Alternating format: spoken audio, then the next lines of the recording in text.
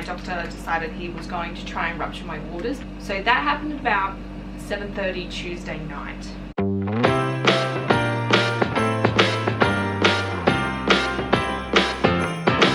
Come on in, come on up, come on over for the merriest time of year.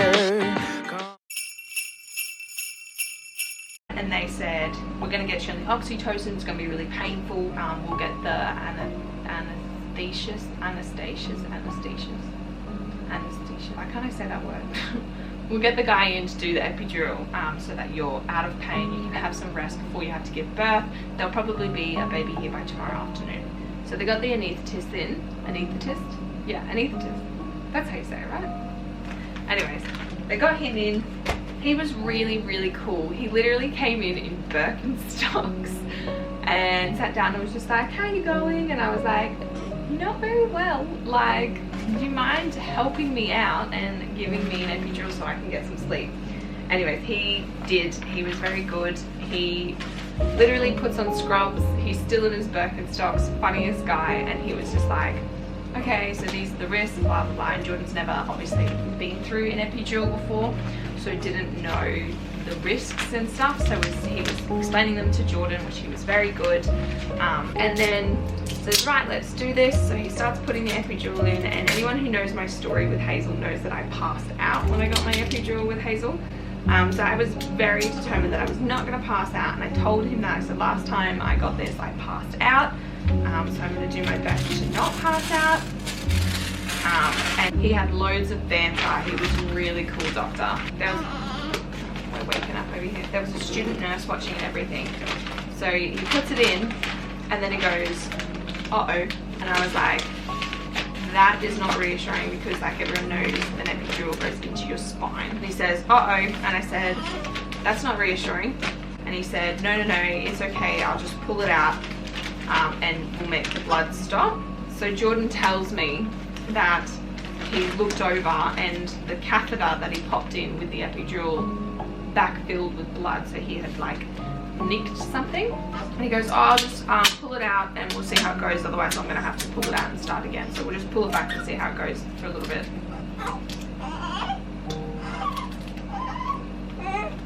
Okay, baby break. Okay, so we're talking about the epidural, the first one. So he comes in that night, does the epidural, says to me when he's putting it in as well, he goes, I left this part out before.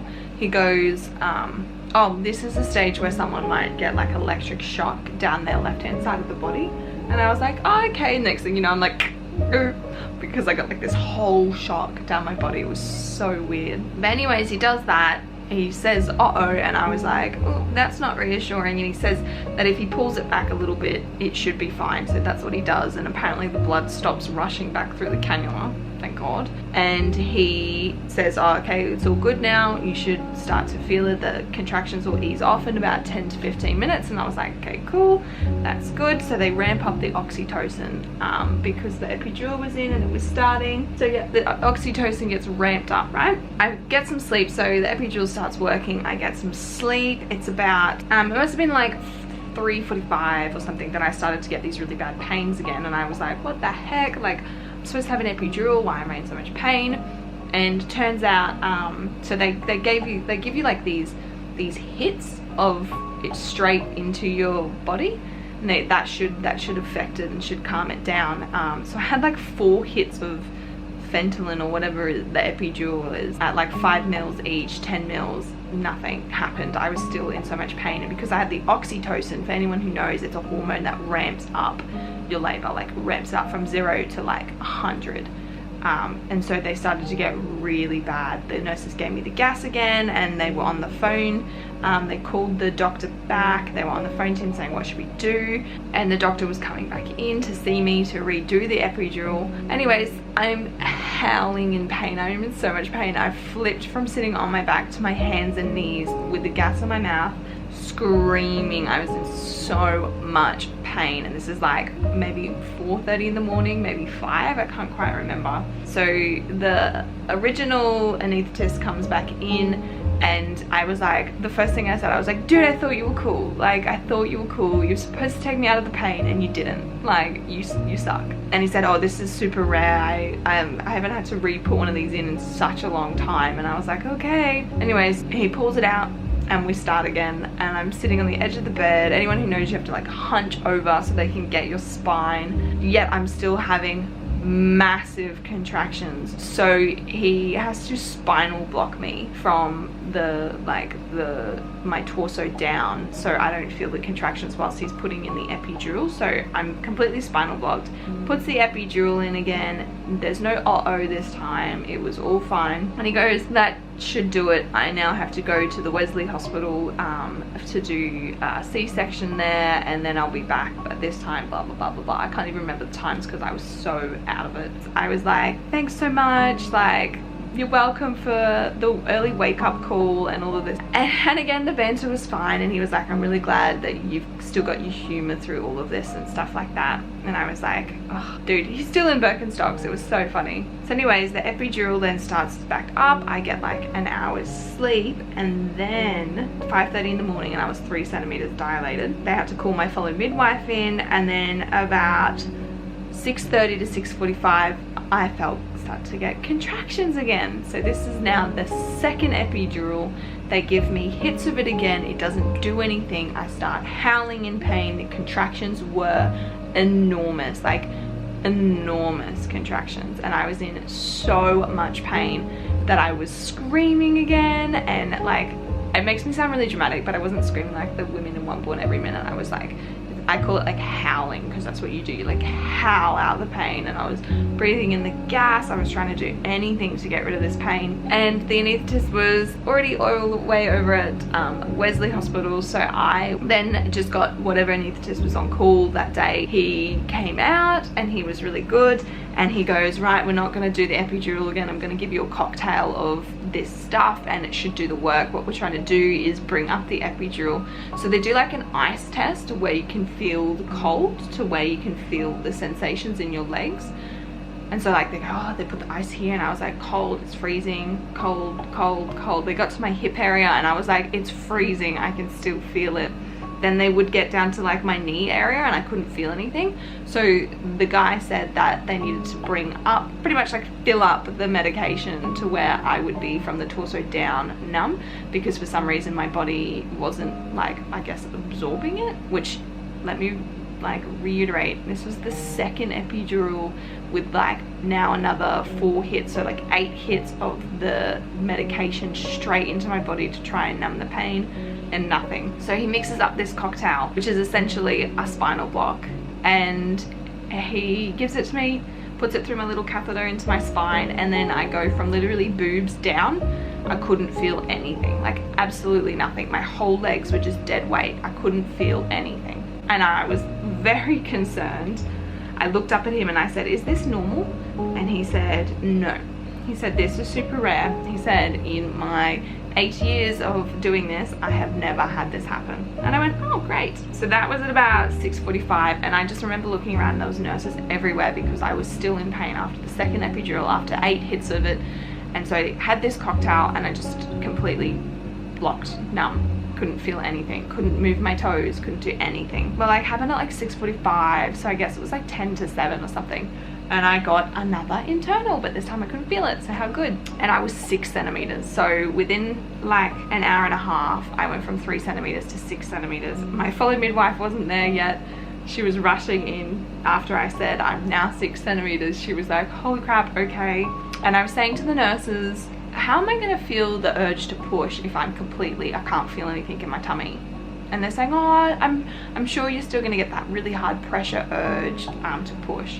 And I was like, okay. So my midwife got in there, I think about 9. She got in to see me, and she was sitting there, and I went, my back's really hurting. But it was because I was sitting like upright. I was wondering if the pressure of my like body was hurting my lower back. So I was like, can we move position? So then they shifted me to the side, laying on my right hand side, and like I was all connected to the monitors and stuff. I was laying on my right hand side and I was like, no, my back really hurts. Like, my back really hurts. Remembering that I had been spinal blocked, so I shouldn't be able to feel anything. So they thought this was a whole nother thing all over again. And I was like, no, no, no, my back really hurts. Like, someone has to move me right now because this really, really hurts. I was back on the gas for the pain and I was like, my back, my back, my back. My midwife started to lose the heartbeat of the baby as well off the monitor, and I was still lying on my right hand side, and I said to her, can you go get someone? Like, I'm in so much pain, go get someone, please, please, please. So she runs to go grab someone. The other midwife comes back and she says, look, like, they were both just saying it could just be your body getting ready to give birth. Like, let's move you onto your back, so you're back off, like, let's just keep shifting you around. So they go to move me, and because I was such a dead weight, it was a really big struggle for them to move me. So she pulls back the sheets to try and grab my legs a little bit better to move me. Pulls back the sheets and there's a head, not a crowning. So for people who don't know, crowning is like the top of the head. No, no, no, his whole head was out. So she pulls back the sheets and she goes, oh, there's baby's head. And I was like, what? And because I was on my back and like sitting up, I like looked down and his head was all the way out and his shoulders were like already squeezing through. Jordan was directly at the end of the bed and he squealed. He was like, holy, there's a head. Like, squealed, jumped up and squealed. It was the funniest thing I have ever seen in my life. So here's little Mister's head. Oh, here's little Mister's head already coming straight through, and it was just the funniest thing. She was like, there's baby's head. Runs and slams on the emergency button, then has to grab a glove to try and fetch him. Jordan gets up and squeals and comes to hold my leg open.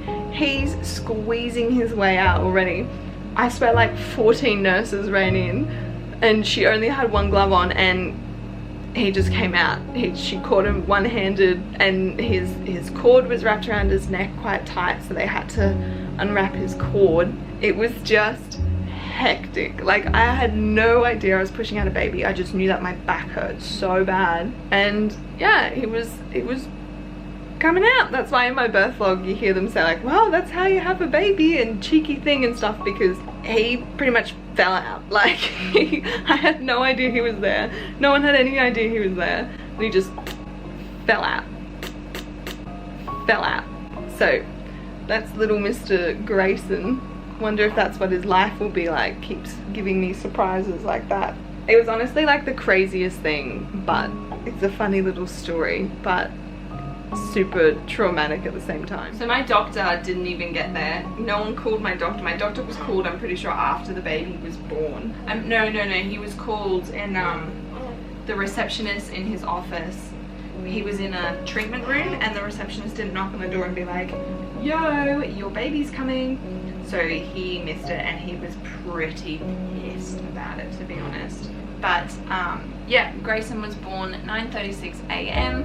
by our nurse who caught him one-handed, with 14 other nurses running around because nothing else was ready for him to come, because we thought I was still 6 centimeters and when I wasn't, obviously. So the doctor, the pediatrician I am using for Sunny, is a really good doctor, and he said that he said that because Grayson was feeding and he was breathing okay, that if he had weighed 3 kilos that he didn't need to go into special care. And so we weighed him up and little Sunny came in at 2830 grams. So he didn't make the cut and he had to go into special care. I still couldn't walk at all. Like, let's remember, I was still spinal blocked because like 2.5 hours before I gave birth, they spinal blocked me, so I still couldn't walk or do anything.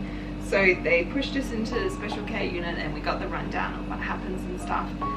I then wanted Hazel to come and meet him. We then went down to special care unit where Hazel met Sunny for the first time. I didn't have any film, or I had some photos but no film of it because you can't film in special care. But yeah, that's how our little Sunny boy was born. So hopefully I haven't left anything out of our little birth story of how our little Mr. Grayson Elroy made it into the world. He's currently milk drunk. sucking on a wubba nub.